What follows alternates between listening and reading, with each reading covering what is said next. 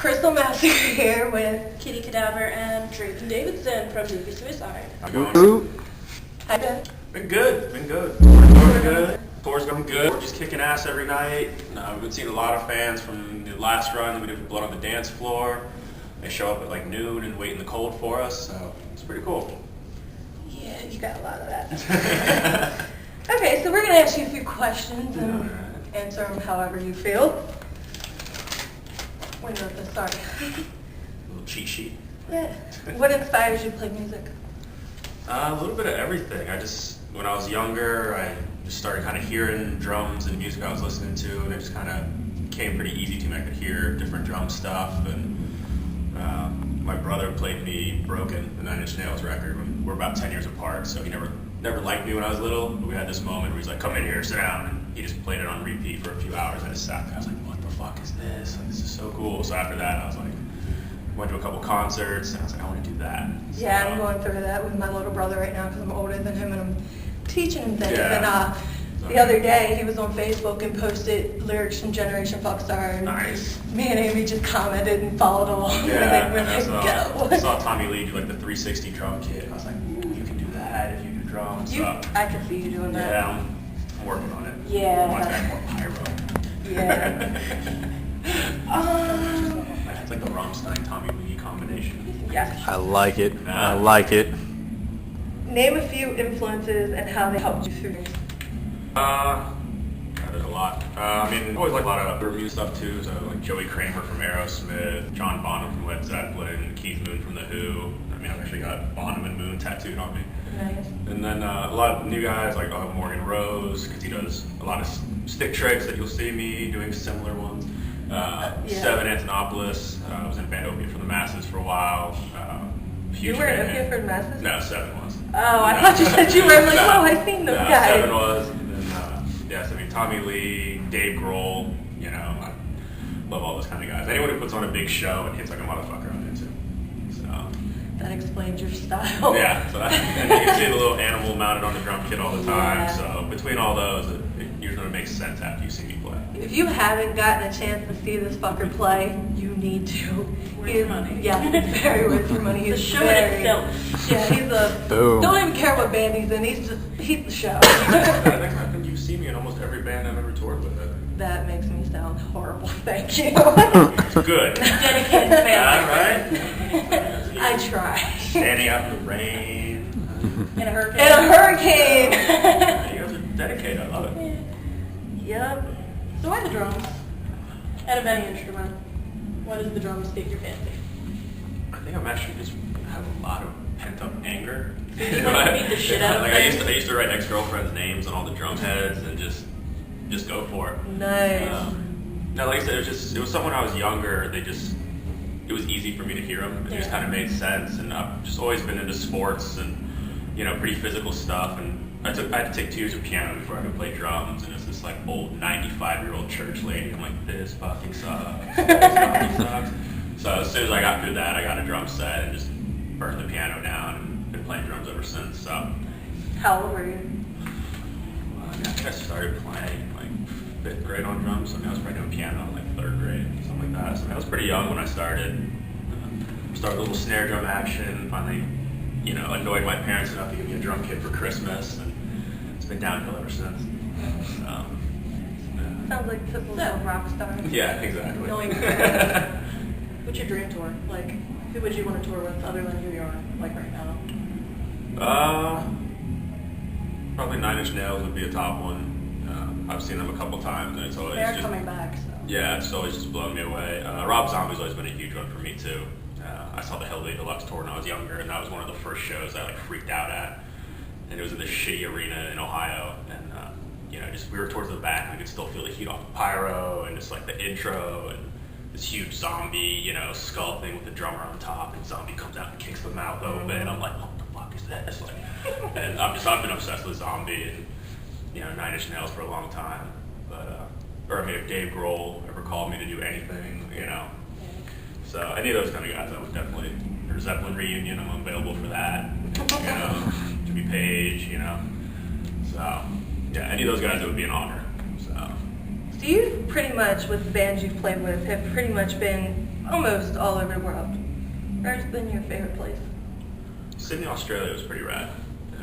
With Jenna Tortures, we did a whole European tour in New Zealand and Australia. And there's some really cool parts of Europe, but Australia was awesome.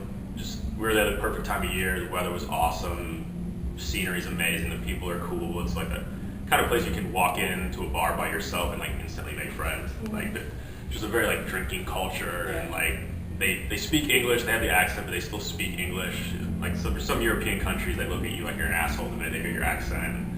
That kind of gets to me sometimes. So like you can feel very lonely in Europe. Like I was trying to find something to eat in Germany and I just couldn't read anything. I'm like, I don't know, like what is that? Like, I'm either gonna get an oil change or a hamburger. I don't know what that is. So yeah, Australia was awesome. And I got to spoon kangaroos and hang out with emus and stuff. It was pretty rad. So. Do you think fans overseas are more crazier than fans in the States? It depends. It seems like overseas they're a little bit more accepting of everything. Yeah. Like no matter what show they go to, they love it. Like no matter what bands, there can be a lot more diverse bills over there. I mean, I've seen crazy fans everywhere, but I mean, and some of the European festivals are insane. Though. Like we did Download and Wave Gothic and some of these festivals, and it's just the energy and stuff these kids put out is phenomenal. So I mean, Europe's a lot of fun, but at the same time, I've had crazy shows in Dallas, Texas, and Houston and stuff too, and Chicago. So it's all over. But Europe's definitely fun. So I can't wait to go back, which is in the works. We'll see. He says shush for the phone camera. Oh shit! No. Shit! There's cameras. Shit. Fuck, we're just going without. We were there. Did you want? Oh, I want to ask this one. All right. If you were a porn star, what would your name, catchphrase, and song that you'd be fucking to playing be? Porn name. Probably Heinrich Hungsobel. Oh. Yeah, you like that? Oh, yeah. What was the rest of it? Catchphrase. Catchphrase. Damn, it's big. Fuck. And the song. Song. Do You Think I'm Sexy by the Revolting Cocks? The cover of the Rod Stewart song. Nice. There you go. Alright. Well, shit. Only, no. I'm trying. Hold on. My cameraman is rushing me. He's a horrible blender. Come on. Fuck, we did have it. Any advice? What was it? Oh, yeah. Like any advice for struggling musicians? Fuck no, they're trying to take my job. Okay, well, my little brother. Touche. He's 17 years old. He's trying to get into music business. What would you tell him? Do it because you love it, and just play honest music. If it's honest to you and it's real, it's coming from the heart, you can't go wrong. Okay. So. Nice, thank you. Yeah. And There you go, Jonathan. I asked him. Yeah. Play with as many people as you can, as many styles of music as you can. I mean, I've been in jazz bands, bluegrass bands, metal bands, school bands, show choir bands. I played, and anytime I could play with anybody, I did. Cover bands. You can always play with somebody better than you, so they push you to be better. Which one was your favorite out of the genre? Honestly, the bluegrass thing was pretty funny because it was this. I was the youngest guy by like 30 years. It was when I was in high school, and it was this old. They're all like in their 60s. The saxophone player had an oxygen tank. It was hilarious.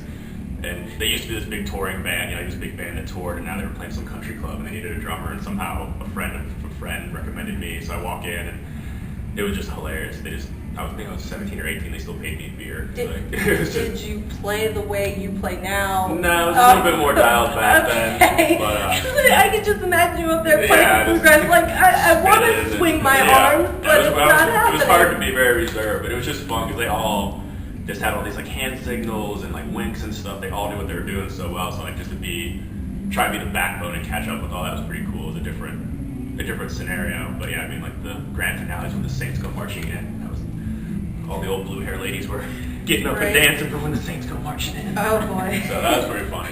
You were probably just like, get me the hell out of here. But also, where are all the sexy little young ladies at? But then Static X was a lot of fun too. Like we did a lot of fun festivals, a lot of House of Blues shows. Yeah, you guys played the Gathering of Juggalos, right? Yeah, that was insane. Yeah, I mean it was us, I think Onyx, and then George Clinton. So we just got extreme. Oh yeah. Yeah, no, I mean they freaked out. We played pretty early, and we're like either they're gonna kill us or they're gonna love us. And we just went out there and just played as hard as we could, and people were freaking out. And like high five us, you know. I was like, I normally don't get recognized in smaller venues, and here we're at this big festival, and people are like, hey, it's that good, me and Brett. And it was a good time. Yeah. So. Yeah, you definitely made a name for yourself playing with Static X. I'm trying. That was fucking awesome to see that, see him come back, and then I'm like, hey, I know that guy. Yeah. What the fuck? It was a fun band to be in. So hopefully he'll put out another record. Who knows? I hope so. That'd be pretty cool. Yeah. Definitely. And then would you go back and drum with them for a while? Possibly. I mean, right now, Davey's, like, there's definitely something happening right now. You know, just the album now, we're getting a lot of press, and, you know, I said from the Blood Dance Floor tour, and since they're lining up, there's a lot of, you know, the young kids are really, really into it, and, you know, we're getting amazing comments and, you know, letters, how, you know, the music's helped them and saved them. Yeah, that was my next question. I'm going to ask you how that makes you feel. The kids are like, your band, basically. Yeah, I mean, it's kind of weird, you know, like, when you start off, you don't necessarily expect to have that effect on people, but I mean, it's amazing to know that, you know, we could help somebody who's in a dark place, or, you know, whatever. They can connect with the band in that way. That's really cool. I mean, I know I've connected with bands like that. You know, I mean, there's a lot of bands like 9 Inch Nails and stuff that really did change my life for sure. So to have that effect on somebody else is really humbling and cool. Yeah, so. That's how I am with Slipknot. When I met Corey Taylor, I told him he saved me, and he's like, oh, thank you, I love you, and I'm like, oh. Yeah, I mean, last night this girl came up to me in like tears of like, Generation Funk Star stopped me from like hurting myself. I was like, well, don't do it, you know, like, it's okay, it'll get better, like listen to the album again, I don't know, like, so I mean, it's a little awkward, it's just, it's a very heavy, and then it also almost adds like some responsibility to it, you know, wow, like, okay, people are looking at us like that, so, you know, now we have, you know, a commitment and a responsibility to our fans even more now, which is good, it pushes us more, so. Speaking of the album, do you have a favorite song off the album? It's tough. I like Hustler Queen a lot, just because I can do a lot of my shenanigans in it. So. Is there a favorite song that you play? Yeah, I think probably Hustler Queen's a fun one. Kids of America is pretty fun. We've got a new video for Kids of America coming out in the next couple weeks, so be on the lookout for that. And yeah, they're all pretty fun to play. There's not really one that's not fun. That's what I like about this band, is from start to finish. Like, it's just a fun time. Yeah, like we come out with a song Grab a Gun, and it's, you know, probably one of the heavier songs on the album. So like right from the get-go, like there's no ramping up into it. It's just boom, we come out and hit you in the face with it. So it's cool. It's a lot of fun. So we actually just did an acoustic show too. We figured out some songs for an acoustic set we had to do, and it actually came out really cool too. We're like, all right, that could open up some new avenues too, like for radio stuff. Like it's kind of cool that this band can do a pretty cool acoustic thing too. So yeah, we'll see what that does. All right, off the emotional serious shit. If you were any villain, who would you be? Any comic book villain? Comic book villain. It's tough. I mean, the easy one is the Joker, but yeah, I mean, it's probably the Joker. He had a good sense of humor, and he's pretty dark about the whole thing. So yeah, I'm probably with the Joker. That's tough though. There's a lot of good ones. All right, well, I guess this wraps up this interview. Yeah. We done went through these questions and so many more. Random questions. Thank you so much for giving us this opportunity. No problem. Will you stop fucking rushing me, dude? I'm just saying, 1 minute left. No. Get what you need to get in there. Fine. Thank you, and Thank you guys for all your support, and it's been a fun. make sure you check this motherfucker out on tour. No matter where it is. No matter who's, whatever band you watch, check him out. Even if you don't like the band, go see him, just because he is fucking abandoned himself. He's on his shit with drums. Yeah, he knows what he's doing. All right. GlamTrashPhotography signing off. We love you guys. Thank you so much. DavySuicide.com. Yeah.